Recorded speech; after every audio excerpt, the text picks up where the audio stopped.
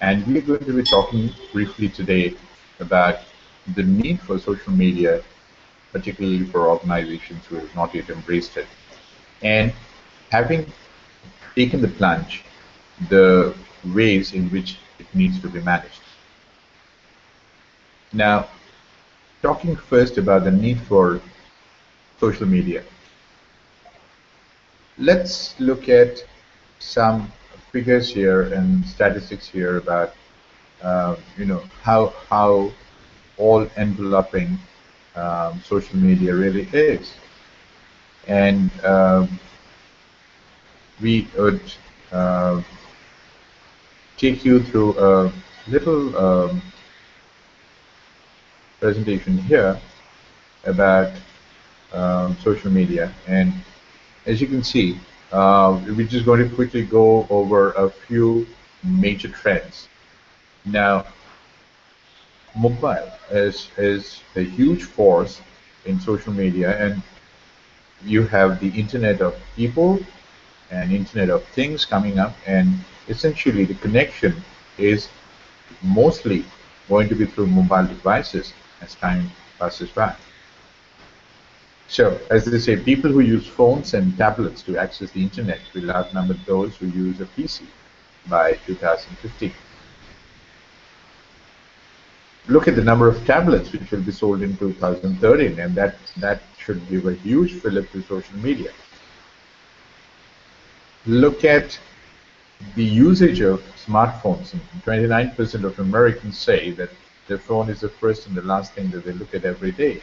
The people are uber connected. They're always connected. Now, more than 50% of consumers, this is of course in the US market, will use 2 or more devices in their purchase process. Look at the number of searches. 50% are being conducted on mobile devices. Look at the number of hours spent on socializing.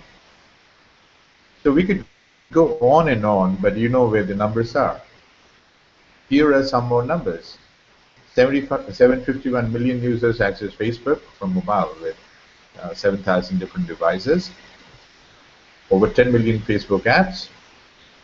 And while Facebook is by far the biggest, there are equal numbers in terms of, say, Twitter, where they're talking about 300 million monthly active users, and the fastest growing age demographic is 55 to 64-year-olds. Google Plus, 343 million active users. Very large number of male users. 80% users log in at least once a week. 60% users log in every day. LinkedIn. Total number of LinkedIn groups are 1.5 million. Then a lot of activities in LinkedIn happen within specialized groups. 50% of LinkedIn users have either a bachelor's or a graduate degree. 81% of users belong to one group. 3 million LinkedIn company pages. 1 billion LinkedIn endorsements. And similarly, growing fast are Pinterest and Instagram. So you get the picture about what's happening here in terms of social media and kind of the impact it is having. So essentially, do we need social media? By all means. Can you do without it? Well, maybe you can, but it's almost going to be as damaging as somebody saying, can I do without a laptop or a desktop or even a tablet, for my while running my business?